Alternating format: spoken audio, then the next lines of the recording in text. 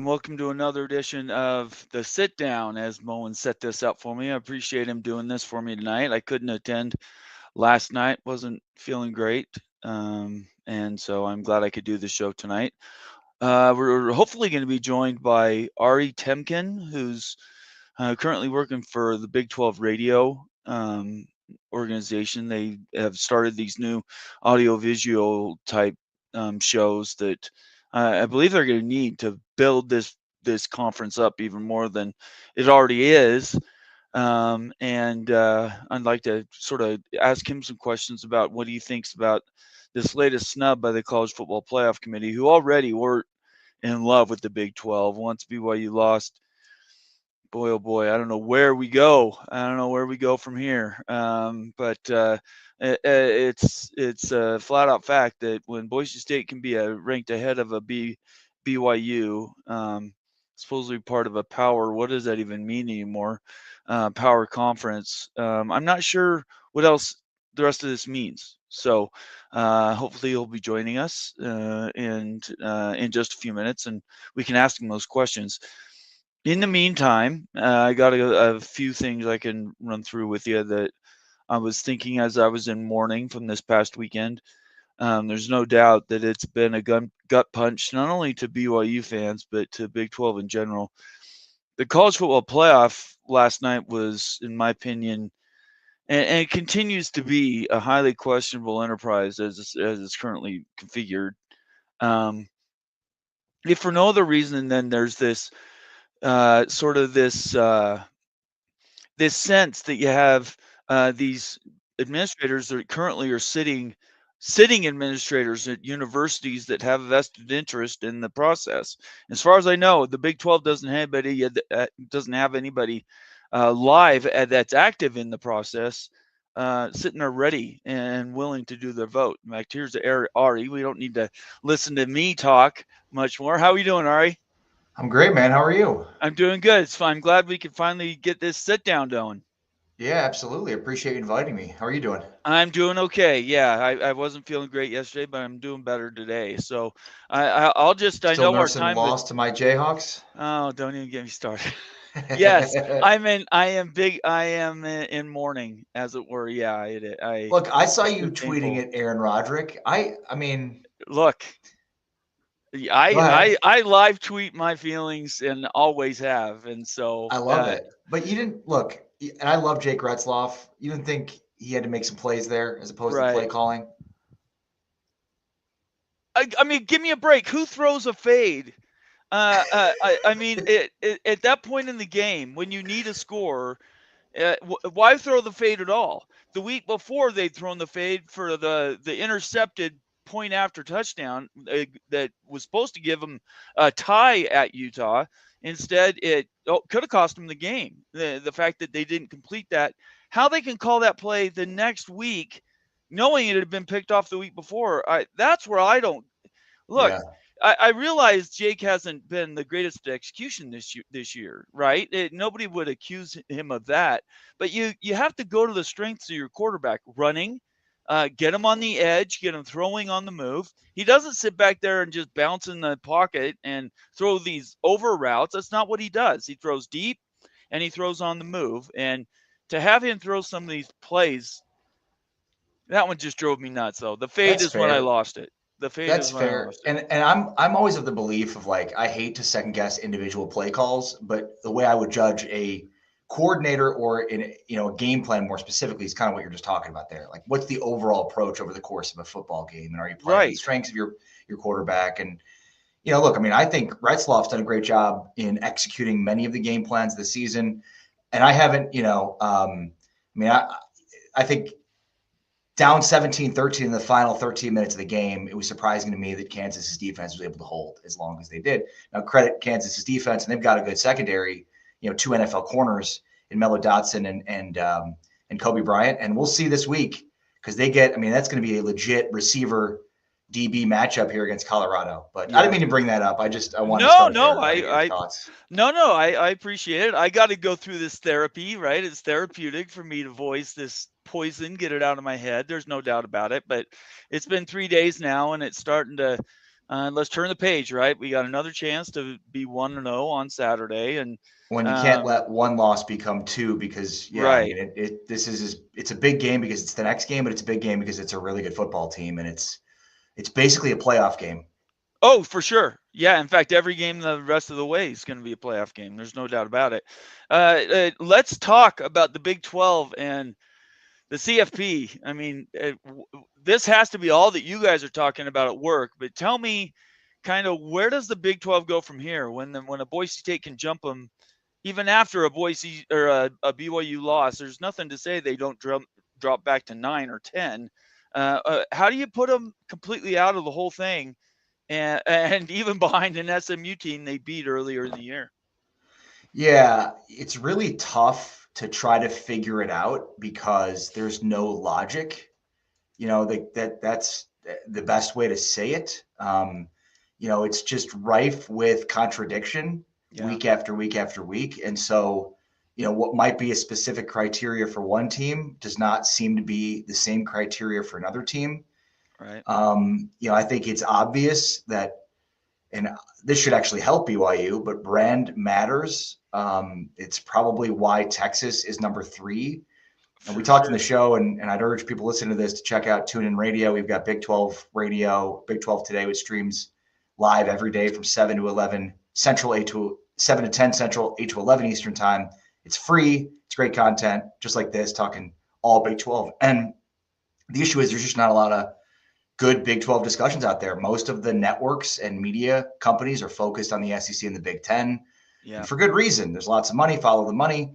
So it leads to bad discourse, and I would say an incomplete understanding of this conference as a whole. And so people like you and what we're doing, and Heartland College Sports, there's lots of other ones that are trying to spread the gospel of the Big 12, if you will, in a Right. way that you know we're actually watching these games, we're paying attention to these teams where a lot of the media is not, and it's unfortunate, but it's the reality of the situation. So yeah, I mean, I'm not surprised by how far BYU fell. I mean, should they have? No, absolutely not. I mean, they Right. they have one of the best resumes, certainly in the country, and one of the best resumes amongst the Big 10, Big 12, ACC teams, probably the best. Yeah. So, I mean, yeah, and I was at the SMU BYU game, and this goes back to that inconsistency in the way that they're deciding this stuff, and that, you in some cases, early season matchups matter. It doesn't seem that this SMU win for BYU matters to the Yeah. to the committee. It should, but it doesn't seem to. And again, if we're going to go all across the board with recency bias, cool. Now we at least know what the criteria is, and we're judging based on what you've done for me lately. But that doesn't, again, seem to be the case for all teams. In some cases, you're looking back at some of those wins they had earlier in the season, and in other cases, you're not. It's more about what have you done for me lately. Um, we can come up with a bunch of reasons. BYU started too low this season based on Right. expectations, and same for Arizona State and Colorado. But I mean, I don't know that I buy that. I mean, I think, there are plenty of brands or teams that may have started too low and would have found themselves in the right spot. Like at some point, you've got to adjust. And I'm just of the belief that if you're in the committee, you should be ranking these teams every week, not based on any preconceived notions or anything else other than like, what does this team look like? How good are they? What's their resume? What's their strength of schedule? Beating Kansas State like BYU did, beating SMU like BYU did should matter. It should matter way more than what Penn State has done, what Indiana has done, what many of these other teams that are ahead of them. So yeah, I mean, I certainly don't agree with them being behind SMU, but I think there's probably 4 or 5 teams that BYU shouldn't be behind. Yeah, I agree. I do think that I was expecting 9 or 10. I didn't mind the fall, but But it took them so it long was to get into the top 10. You know what I mean? Like that was the yeah, part where, that's true. It just, did. Yeah. which was egregious. I mean, they Yeah. were a top 10 team playing outside the top 10 for a long time. Yeah, that's true. I mean, And Notre Dame and lost to Northern Illinois. That doesn't seem to matter in the eyes of the committee.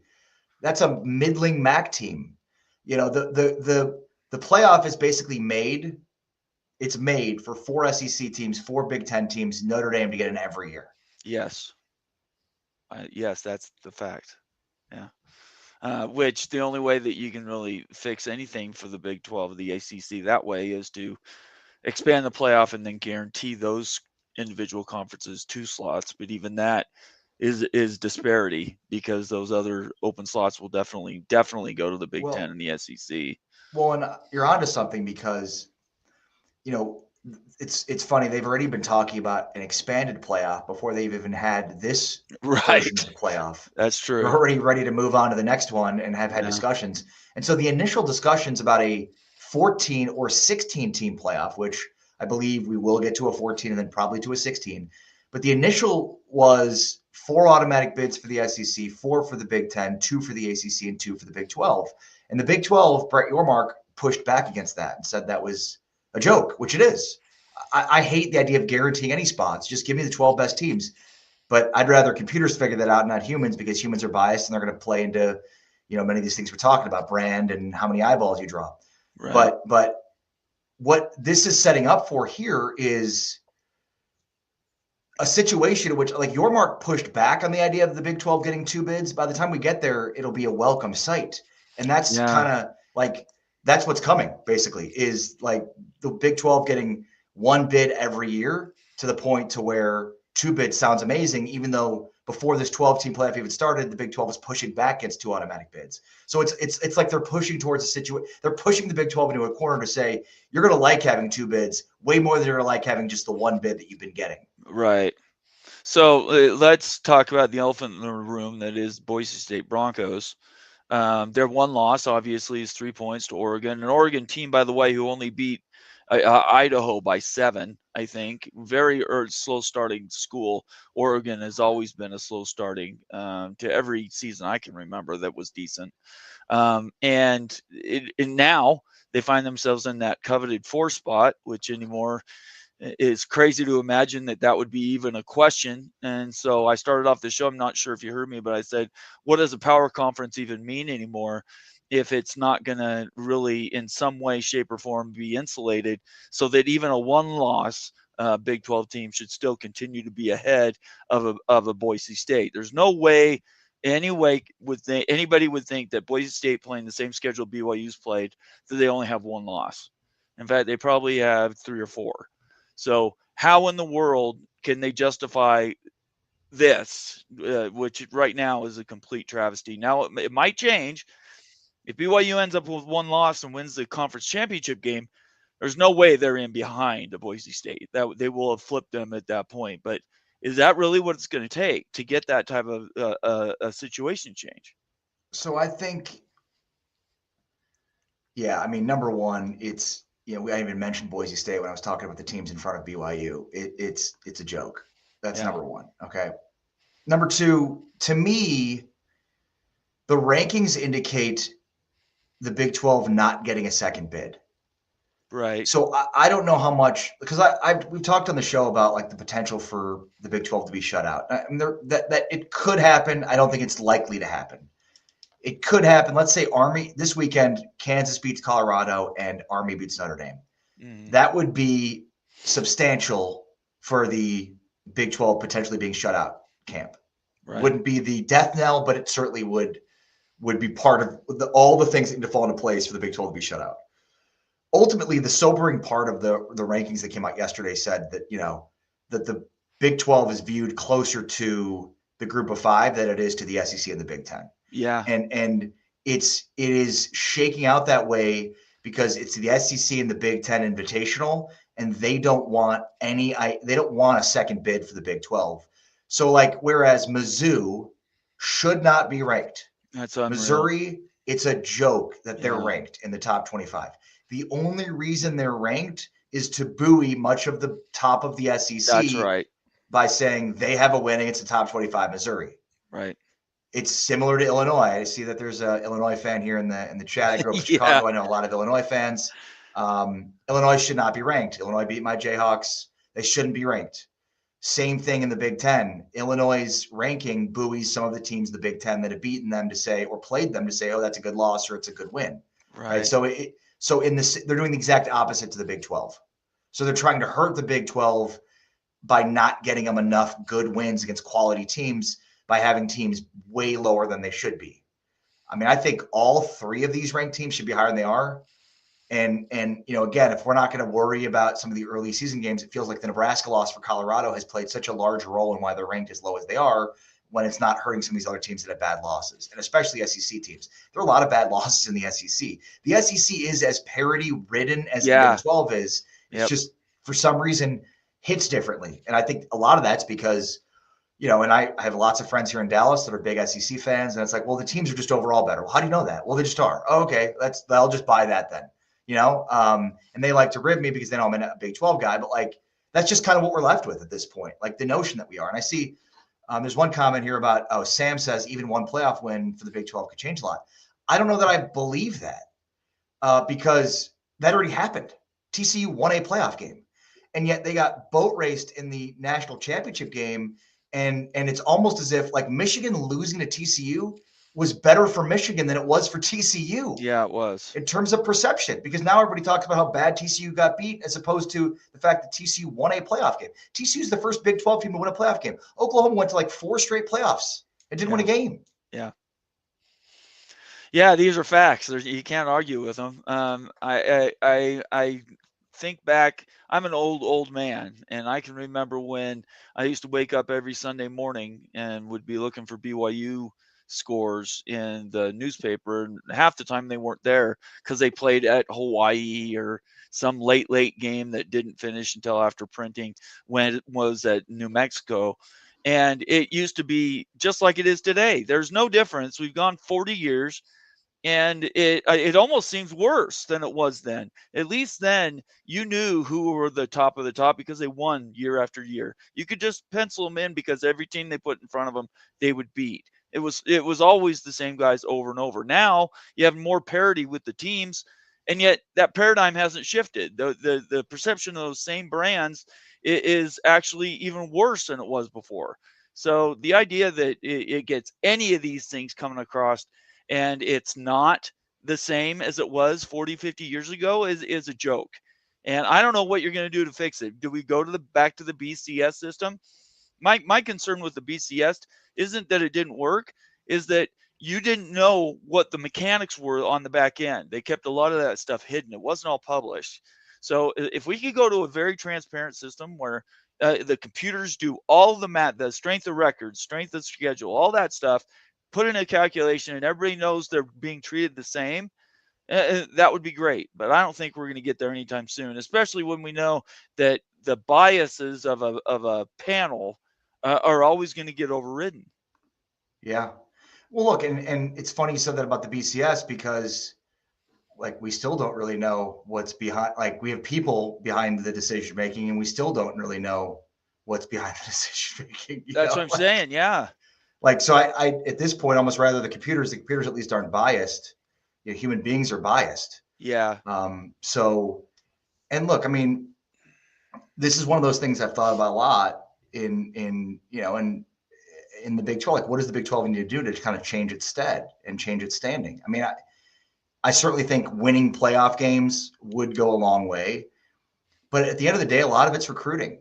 There's so much talk about this blue chip ratio, which basically, if you haven't had 50% of your roster over a 4-year period be 4 or 5-star recruits, you can't win a national championship. And it's not predictive, but it is a tool of analysis. There's no team that's won a national championship in the modern recruiting era in 30, 40 years of it with a roster that has less than 50% of their roster being 4 or 5-star recruits in a 4-year period.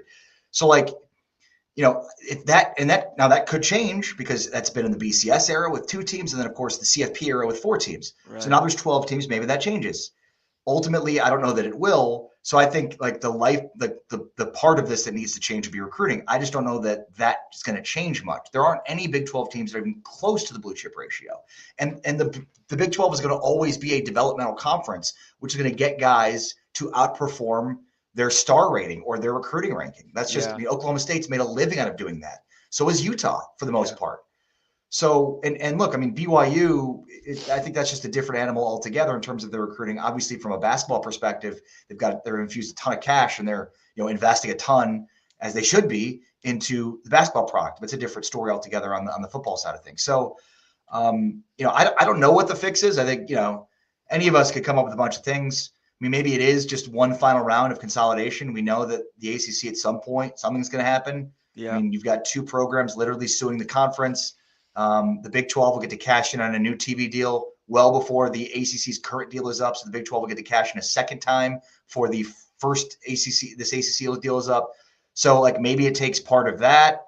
I'm not sure. It's not that I'm not buying Sam's point about winning playoff games, because I've just seen it happen already and it hasn't led to what we thought might happen. But maybe that is still the right fix in terms of over the a longer period of time, winning more playoff games would help.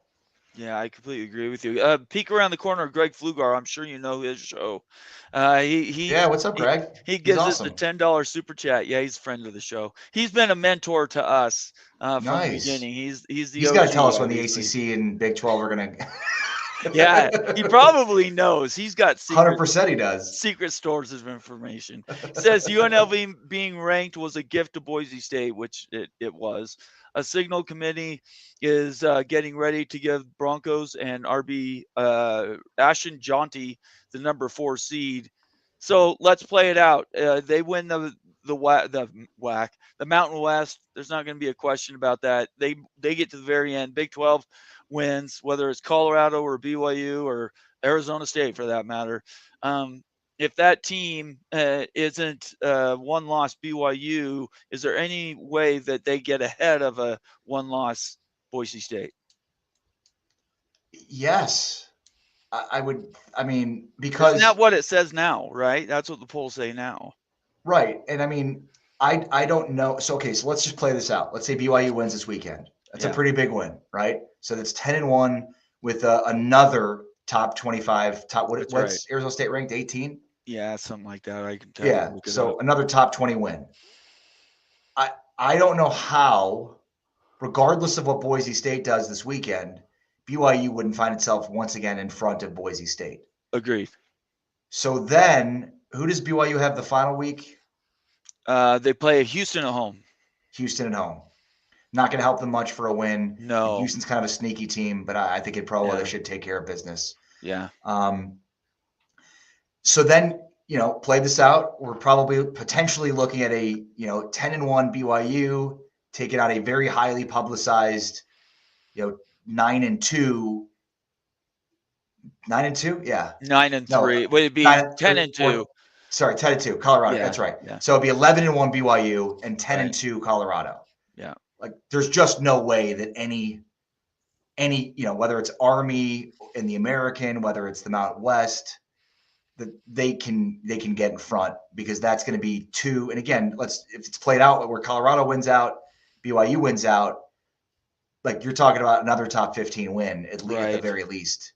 Right. And again, it helps that Colorado is one of those high profile teams, that is, brings eyeballs, right? Like that's a huge part of this too. In fact, in that situation, who knows what else happens? Maybe Colorado gives the Big 12 a second bid. I don't think it'll happen, but if any team could do it, it would be Colorado.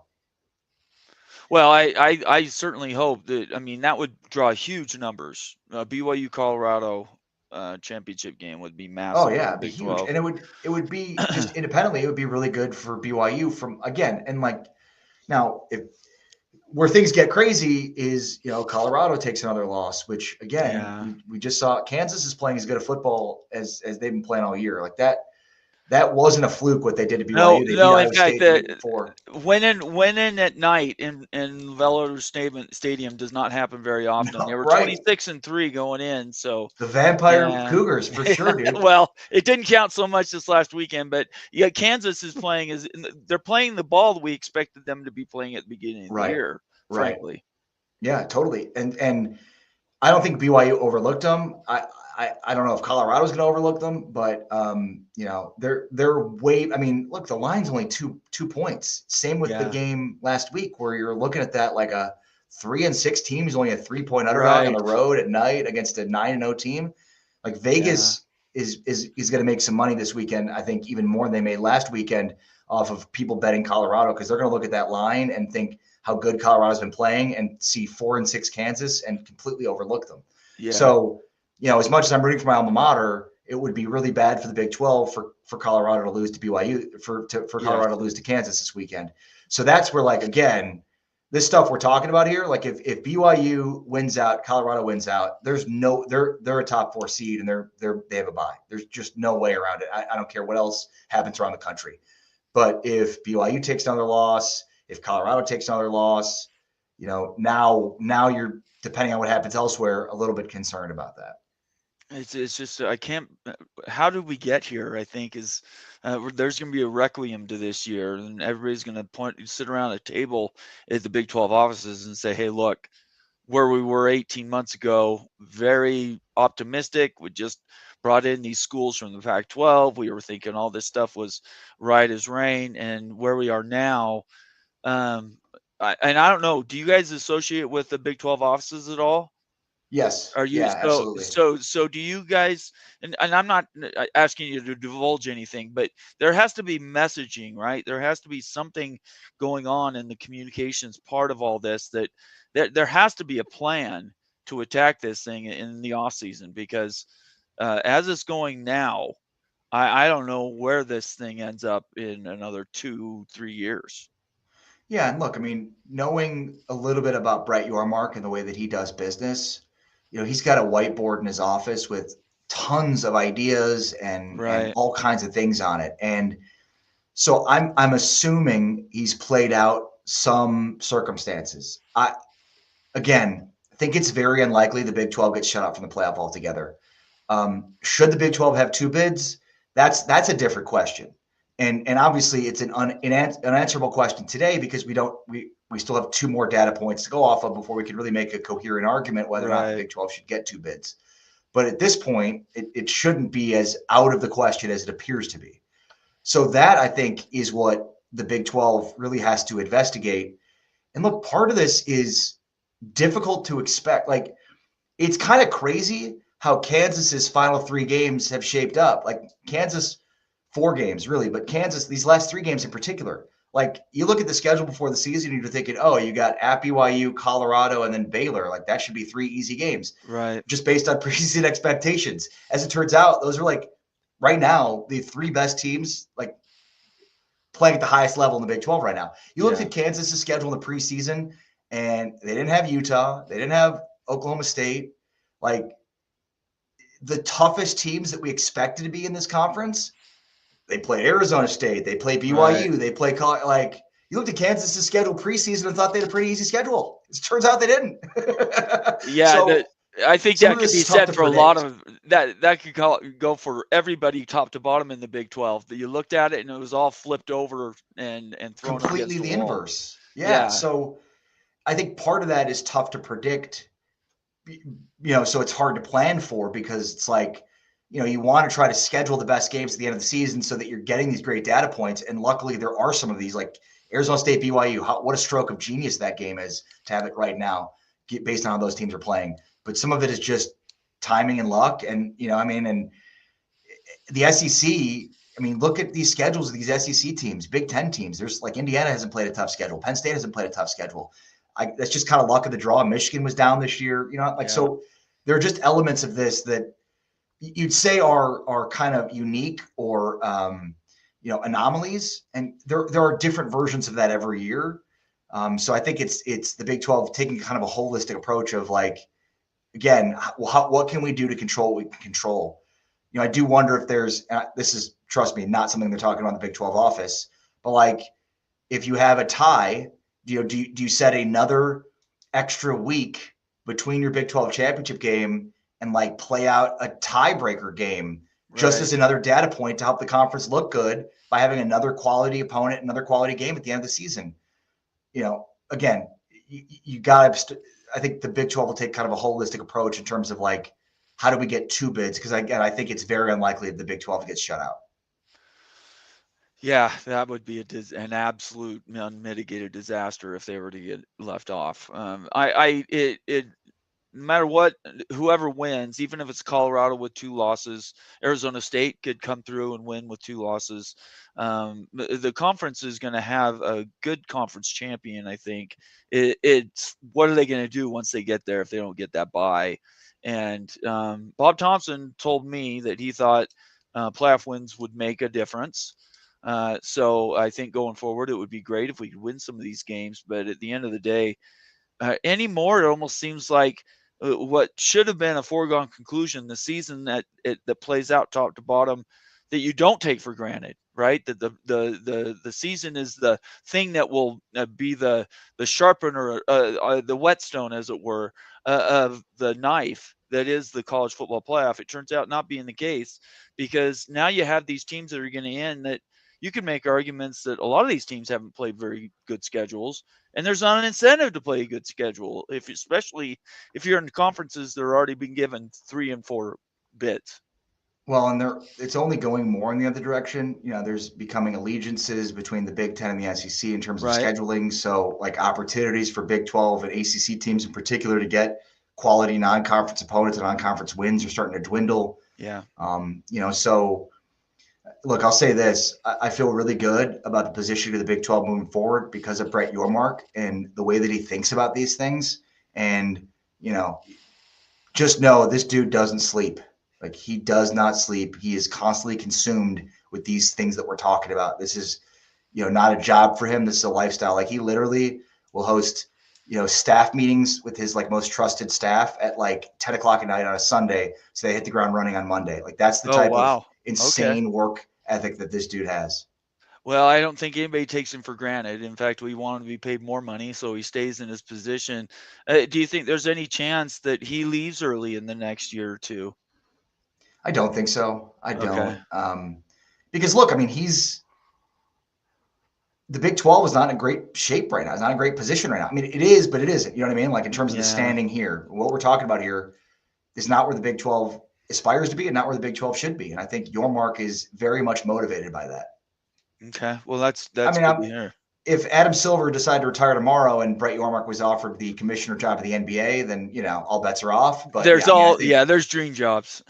Everybody has them for And sure. the other thing to think about here, and again, I don't have any inside information on this, but there obviously were talks publicly about private equity money getting infused into the Big 12, and I think that's very real, and will have a dramatic impact, obviously, on the Big 12. What that looks like, and if it actually comes to fruition, I couldn't tell you.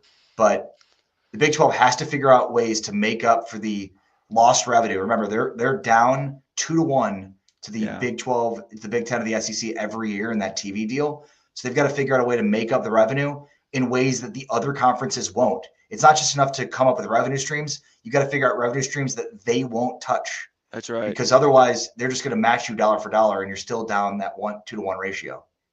And they're already all begging for money more as it is. Everybody's asking for more money to make up the difference for NIL and for paying players at the college level. So, it's very, very. This is a crazy time to be in college sports, especially as an administrator. I don't envy them their jobs. And it's easy to be a fan. You can certainly be critical from the sidelines, but if you're in the middle of it, boy, those jobs are very, very difficult. I know I've got you only for another minute here. Do you have any questions for me or anything that we've covered that I can answer for you? Yeah, no, I mean, I appreciate you, man. It's been great for us to connect, and I hope you have me on Absolutely. again. And yeah, I mean, I love what you're doing. This is freaking awesome. This community of people. I know there's a guy with a big 10 logo on his keep chopping wood, Yeah, which is, I we mean, got but them. and it's great to have people from other conferences that are prideful, but it's all about what we're doing in the Big 12 to create pride amongst the Big 12 and communities like this. It's amazing. And that's, we need to continue to do this and tell the story of the Big 12 in a positive way, because clearly from a national media perspective, there's just a huge void there. So appreciate you asking, and love to come on again. Absolutely, we'll do it. Maybe closer to the off season when we can start talking more forward instead of this sort of recursive stuff, which every week it seems to be something else. Yeah, no I doubt don't about know. it. I'm getting too old for this, Ari. That's all I can say. I'll let you go. No, Thanks for being here. I really appreciate it. You want to tell everybody about your show? Tell everybody your program. yeah, thank you. No, absolutely. Check out TuneIn Radio. Just download the app, Tune In. It's a free show. We are every morning, all things Big 12, 7 to 10 a.m. So wake up with us. It replays right after that, 7 to 10 Central, 8 to 11 Eastern. And yeah, check out the channel. It's all things Big 12. So download the TuneIn app, TUNA, right there. I know it doesn't say tune in Tune. on the There hat. you It go. doesn't say tune in on the hat. It Here, I got says another it one. says 12 radio, I think. There you go. Download the app, check out, search Big 12 Radio, and make sure to favorite the channel. Thank you. I You, appreciate you very much. Take care. appreciate you, Ari. See you later. Bye bye. Great to hang out. Oh boy, it's been tough to track Ari down. He's very, very busy, got his family and everything. So we appreciate him, even spending a little bit with us tonight. I got to admit that there is so much more we could have gone into. There's a bunch of stuff that we don't know answers to, and it's stuff we've been talking about for a long time. Certainly, we have an energized and active Big 12 fandom that watches our shows, but we also have people from the Big 10, SEC, and the ACC that tune in, and I don't think there's anybody that's exempt.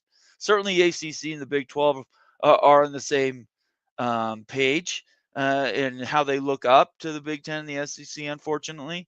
But then you also have to throw in the G6 conferences. Why should they be treated any different, right? I mean, there is something to be said for everybody should be able to just play regionally, mix all the brands together, and then come up with the best 12 or 16 team playoff, and come up with something that's sort of conferenceless, if I could say that word any easier. It's never going to happen. It would be great, and it's a great whiteboard exercise, but it's just brutal what is happening right now. And boy, oh boy, if they weren't shocked yesterday about discussing how the college football playoff came out, certainly today it piled on more. BYU in no way, shape, or form has come out bad in these discussions. There's always been people defending BYU, and by also, I would say you would add in the Big 12 because of the sort of disparity between having a really good conference that has good teams, stay in the top 25 all year long, and then at the end of the year are getting zero to no respect, and it's brutal. And all it does is make me angry. Want to go out and work harder. And so that's kind of what we're going to do now. I'm going to just jump right to comments. As we were going through that, there were so many, and I didn't have anybody else here to do it with me for me. So I didn't get a chance to flag everybody's comments. So I'm just going to read through them backwards. So if you've been with me for this next 20 minutes, it'll just be your comments. And I'm just going to cruise through these, and hopefully we can get as many of these out as possible. I really like everybody that participates, and I appreciate all of you guys for being here. Keep chopping, representing Rutgers. Good to have you here. BYU 100% controls their own destiny. Most of us can't say that. It's true. BYU just has to win, and they're in. And that's, I guess, maybe that's all they've ever wanted down in Provo. But it's just sad that we got here, and we thought we'd be in a much better position. Keep chopping. Good to see you here. Red Wine 65. They put all the big brands in two conferences to make a mini NFL. Well, it's certainly looking like that. I'm not sure college ever gets to the mini NFL. It will determine who's invited, certainly, to whatever a larger Super League would be, if that's the way they go. I hope that it's more like a three-conference league that isn't necessarily super, but it covers a little under half of the available brands. If that was to happen, most of the schools that you guys all are fans of would be included. But then again, there would be some that would be left out, and I don't like that either. Sam Kim, good to see you, Sam. Why do we need regional battles? It's 2024. I like the national battles. I grew up on BYU football playing Florida State, Miami, Boston College. I mean, we used to travel all over, always have traveled the country. I like the national things. You hear a lot of speak now about reducing travel costs, though. And I think that's come out mostly since it's determined that House has actually put a number on how much universities can spend for paying players. And that number is $20 million. That's not a small amount of money. So any time that a school can do something regional versus doing a national game, I think they may do it, even if it is at the sacrifice of other things. I think that could easily happen, and I don't know. We'll have to see. Time will tell. But that's something that some people have been talking about is reducing those travel costs. Um, Timothy Green, West Virginia in the house. Hey, Bomber. As a West Virginia fan, I truly think the BYU got done dirty on this whole deal so far. I hope it works out better for them in the future. Thank you, Timothy Green. And I would say that the entire Big 12 has been done dirty, frankly. The entire conference has been put down from the beginning of the season. The moment that Kansas and or Oklahoma State and Utah dropped out of contention, eyeballs turned other places. And a lot of that was preconceived notions. They've been playing well up to that point, and they had high expectations. But I also think that there's bias there. And the early top 25 always ends up having a drowning effect. It pulls teams down and conferences down if they don't play well. And that's what's happened this year. The ACC's been burned by it too. But thank you. I appreciate you saying that, Timothy. It's great to see you. Tony Lawson, 16-team playoffs is the answer. I would like to see a 16 team. I don't even see what the purpose of a 14 would do. As an even middle step, I just go straight to 16. Big 10, 130 years of football. We're good. Nobody said you're not good, Conundrum. 130 years is a long time to play football. Modern football's only been around about, well, see, since 1970. So what is that? That's 60, not quite 60 years because I'm not 60 years old, 55 years.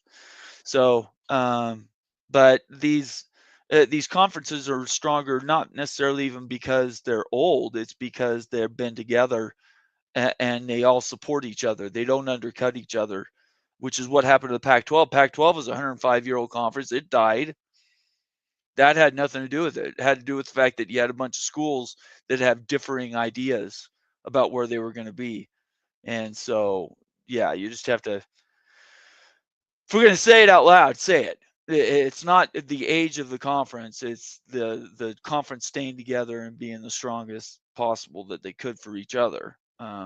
And that's where it went. So, the change is coming. Yeah, I don't know what that means exactly, but change is coming eventually. We all know that. REKU is on the warpath, all-time heater after beating Colorado this weekend. Better be tune-ins game of the week. Well, let's see, to Town Hawks. Good to have you here. Thank you very much. Kansas, boy, oh boy, BYU had that game. Even in the fourth quarter, they should have won it. I'm not mad at Kansas at all. They came to play.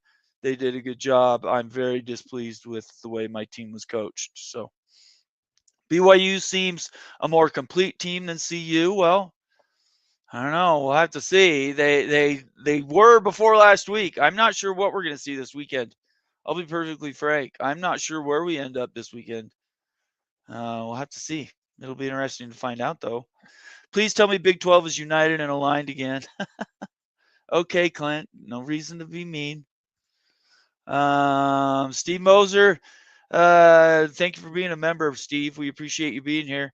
Lol, that keep chopping wood dude is a total clown. Oh, come on, guys. There's no reason to attack each other. Daniel Gygax, good to see you, Daniel. Thanks for being on the show last night. Also a member, very valuable member of the Mafia family and a contributor. Timothy Green. But if front office job at the NBA HQ, it would be tough for him to say no. Yeah, I hope he wants to stick around for the hard work. He kind of comes across to me as somebody that could get bored easily. I might be wrong. I hope he stays. Um, I hope he stays. Believe me. To Town Hawk, hey, Bomber, good game Saturday. If you're talking about last week, that's funny. That's very, very funny. Let's see. I don't know. Conundrum came in throwing heat today. I'm not sure who peed in his Cheerios. Nobody's yelling at you, Conundrum. The real MVP 24, Mike G, and that's why the Big 12 deserves little respect. Okay, I didn't see Mike G's comment, so maybe I'll have to get back to that. Let's see. Um, oh, Mike G's comment: Arkansas, Iowa, SMU. I don't know, what does one have to do with the other? So Arkansas, Iowa, SMU, and that's why the Big 12 deserves little respect. Okay. I don't know. You guys are having some sort of other conversation that I'm not party to, I think, maybe. Let's keep going. Kenner Bowman, Texas, best win against Vandy. Boy, the SEC. One thing with the SEC is when they're down, they're all down together, right? The SEC doesn't have one dominant team. They've got a dominant conference, all with 2 or 3 losses. And because they all have 2 or 3 losses, it lowers the value of all their wins, which hurts everybody else. Because who can keep out a 3-win Georgia at the end of the day? A 3-win Georgia, if they, I just don't see that happening. Maybe it does, but it would be hard for me to see. Ole Miss beat Georgia. Yeah, the SEC is all about beating other beatings. I would take Ohio State at minus 228.5 over BYU. Okay, all right. Man, you guys are spitting fire tonight. I haven't said anything to get you guys this riled up, so I'm not sure what's going on. But okay. Best for Shedeur to opt out. Yeah, I think he's gone. The NFL is calling. There's only so much he's going to do. Leroy's uh, barbecue sauce when he can be at the NFL getting the big money and the big show. I don't think he stays another year in college. Only thing I think of for BYU versus the SMU is you get benefit of that win, but get penalized more by a loss to under a 500 team at home when SMU gets benefit of a good loss to BYU as a ranked team. Rock around, don't get me started. I get what you're saying. I just can't build that. I just can't build that house. There's too many legs to that. This guy beats this guy, but then this guy does this and that. Look, at the end of the day, it's one loss. You can't throw out the rest of the season because of one loss. That's not how it works, or it shouldn't be how it works. Sam Kim, the real MVP of all, Indiana is not going to lay down. Will you give me 27 points? Yeah, I don't know. Ohio State, I think, is on. I don't know. Indiana might win that game. It's possible. Hey, Bomber, love the show, man. I hope you're doing okay, and let's go Big 12. Thanks, Timothy Green. Appreciate you. Thank you for being here, and always love you being in the house. Steve Moser, the basketball committee, who analyzed over 300 teams from 31 leagues, have to be laughing at the morons in the football committee. I agree with you. They do little to no work, and the way they've screwed this thing up from the jump, the thing I was cut off when Ari joined, and I just could not figure out is how in the world they can do this math and do all these gyrations to come up with 12 teams, all of 12 teams, and then they come out and say some of the most stupid things like strength of schedule that's repeated over and over and over again. When you actually do the strength of schedule, it works out against every pick that they take. It's like they glom on to these acronyms, hoping that there'll be the thing that bails out their horrible decisions. And in essence, all it does is cast a light on how stupid they are. The other thing I can't figure out is how do we have sitting administrators at schools? I'm talking people who are still employed at these universities coming and voting on those universities. Now, they say they don't vote on them. Yeah, come on, give me a break. We all know how this thing works inside the room. Some people have more power than others, and there a lot of people wield political clout inside. It's hard for me to believe that the guy that is at Michigan isn't going to do everything he can to build up the Big Ten, no matter what he does. In every conversation, he's only going to be talking about Big Ten, and there's like 4 of them. So it makes no sense. I don't know. The whole system is broken. FF18 Buffs, good to see you, man. Good luck this weekend against Kansas. 2-point Colorado line is a 5-point CU win since the game is at Arrowhead. Not going to overlook them. Going to come to get the job done. All I know is they are playing really, really well now, Buffs. That's all I can tell you. I thought BYU would win by like 7 or 8 points, and it didn't turn out that way at all. But I don't think it was so much what Kansas was doing as what BYU wasn't doing. Anyway, it's all bad. Illini Ted, good to see you there in chat. That was cool. Ari was talking to you there. Colorado struggled a lot in the early season, which also doesn't help. Look, everything's in front of them. They went out, and I think they're in. I think they're in because of all the other losses. Somebody correct me if I'm wrong, but I think if Colorado wins out, they're in the play. They're in the conference championship game. I don't know. I might stand corrected. I didn't look at that today. Steve Moser, Josh Pate still wearing undershirts as a main shirt. Yes, he is. I don't normally get into talking about what other people wear. Real MVP 24. Josh Pate had FanDuel run the line for BYU at Ohio State, and Ohio State would be a 21-point favorite. Okay, well, there you go. I don't think any of that matters. It's going out and playing well. Antoine Coates, good to see you. Arizona State. Man, it's all in front of you. Went out, and I think you're in there. Arizona is not underperforming. They're performing how they always do. I wasn't talking about Arizona. Antoine Coates, Arizona State was talking about Arizona, though. Never far off their mind, Arizona State and Arizona fans. Joaquin Morales, ASU, number 21. Thank you. I wasn't sure their rank, so I appreciated you looking that up while I was trying to run that interview. Thank you. Mike G, good to see you, Mike. Utah, Ohio State, Arizona, Kansas, UCF, all underperformed, leading to this perception of a weak Big 12. Yes, that's a fact that can't be run from. Let's see. Shonsky, good to see you, Shonsky. Utah, Oklahoma State, ECT led the Big 12 down. They were ranked early. Those teams, bad seasons really hurt the Big 12 this year.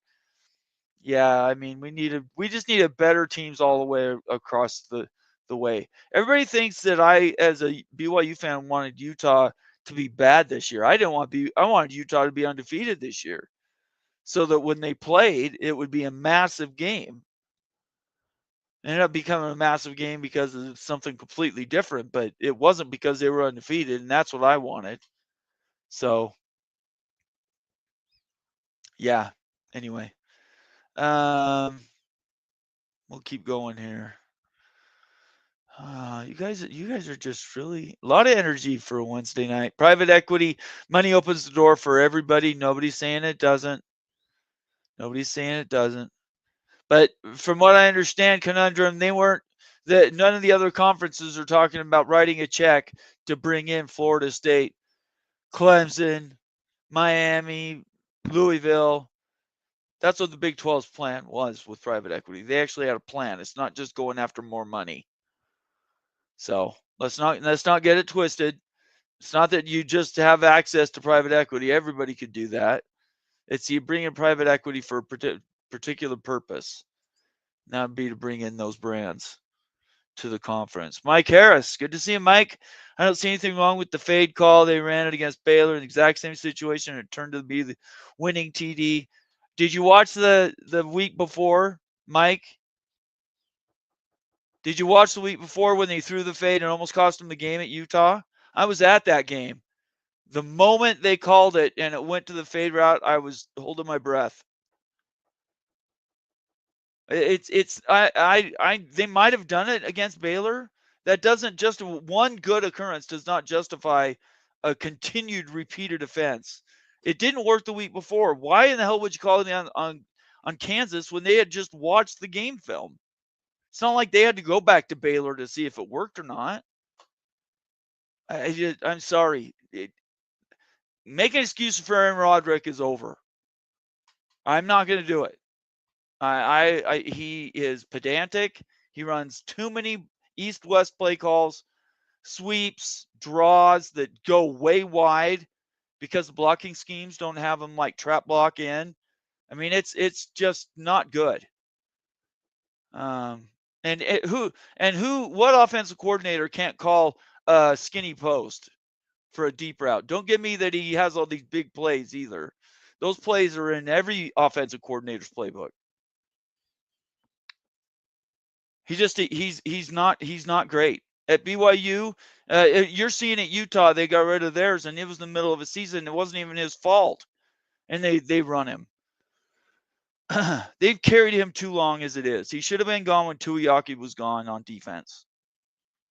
But what do I know? I don't know anything. It's not like I watched 50,000 football games or anything. Good to see you, Greg. Thanks for the $10 super chat. I appreciate it. Give LJ Martin the rock. Oh my gosh. Don't. Oh, it's just like give Marshawn the rock. And Seattle has 2 world championships. Come on, people. You're on the 2-yard line. You're not strong enough to get 2 yards for a touchdown? For a go ahead? Sorry, this is getting me going. I go back to back with, anyway. Don't talk to me about the fade route because last week was brutal coming off of what happened the week before at Utah. I'm sorry. It's never a good play call. Maybe once a season that play works. Buffs again says Bomber get well. Colorado will avenge BYU's loss to KU. Colorado's 42, 23, and 3 all time against the Jayhawks. Wow, that's a lot of games. Have to see. Like I said, just don't look past Kansas. That's all I'm saying. And I doubt you are. But hey, Mike, at some point, and I'm talking about Mike Harris again. If you want to talk about BYU, I'm happy to do a show with somebody about BYU. There's not a lot of people around here that want to talk BYU on this show. I'd be happy to sit down with you and discuss it. This is sort of call and cat call. It doesn't really work. Send me a DM and we'll set up a time. We can record for an hour and you and I can go back and forth about what you think BYU should do at the coaching positions, because I think right now Kalani and Jay Hill are over the top great hires. All the defensive coordinators should stay. Fesi Sataki should stay on the offensive side. And the tight ends coach and the offensive line guy they just brought in should stay. But Aaron Roderick needs to get fired, and he won't. So I don't know why anybody's worried about it. Kalani's way too loyal. He won't fire him. Or at least I don't think he'll fire him. To Town Hawk Bomber, Lassiter is a stud. Yeah, he is. He is very, very good at football. His players, brothers and dad played at KU, so I root for him. And I'm upset we did not get him back to Lawrence from JUCO or Eastern Michigan. Yeah, he's had his fits with drops, but in my opinion, the drops would not. They shouldn't like identify him with his career. He's had some amazing catches. Both him and Chase have had amazing catches in the last 2 years of BYU. BYU loses, losses, got Bomber fired up, dropping pedantic on the OC. Well, I'm sorry, but it is pedantic. Don't talk to me. Don't talk to me about stuff that anyway. Let's see. I think, you know what, that's an hour and I didn't want to go far. I'm still not feeling particularly great today. What I would suggest is everybody tune in on Friday night. We'll be talking more about this. Certainly the Big 12 getting screwed by the CFP is not going away anytime soon. I appreciate Ari being on the show. You need to check his show out on the TuneIn app, Big 12 Radio, and catch him every day. It's a great show, and he's a fantastic host and somebody that is really knowledgeable. So I'd recommend everybody tune into him. Other than that, we'll have to see where we go after this next weekend. That's all I can say. Games will determine the Big 12's future. If BYU loses, there's zero chance the Big 12 gets 2 teams in. So from a Big 12 standpoint, you might just want BYU to win just to get that option for a second team. But even then, I don't think BYU doesn't get in if they don't win the conference. I think they're a 1-bid league. Their only chance to get it was conference championship game loss and BYU being 12-1 going into the playoffs. So I don't think that's going to happen. And yeah, that's just where we are. I mean, the last comment with Rock and Rant, the committee is a joke, not even arguing what slot Miami should or shouldn't be in. I get the opinions, but Alabama jumping Miami on a bye week by beating Mercer is a clear-cut example of stupidity. It's not the only one, Rock, but it's one of many. It's true. Yeah, there's yeah. SMU and BYU both. Who would have thought in any world that BYU and SMU would be together? Uh, yeah, I don't know. In a crazy mixed up world, SMU and BYU, the two that get in, I don't know that that's going to happen. Okay, I'm going to cut this off before this gets any more violent. We got Rock going out with somebody on a conundrum, maybe. All right, everybody, I appreciate you being here. Thank you for coming on. Make sure you check out Ari on his show, Big 12 on Big 12 Radio on the TuneIn app. And I appreciate everybody being here tonight on a special show. I'll see everybody Friday night on schedule, and hopefully everything turns out. We will talk to everybody soon, and please stay out of trouble, travel safe, and be good to each other. We'll see you later. Peace out. Bye-bye.